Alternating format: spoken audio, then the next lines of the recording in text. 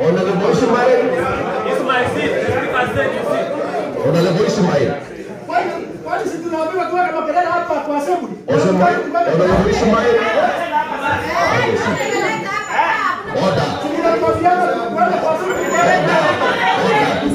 Tukitumia sheria. Order. Hamtaki kutupatia nafasi. Order. Order. Honorable members, I now give you vision. Order. Order. Order.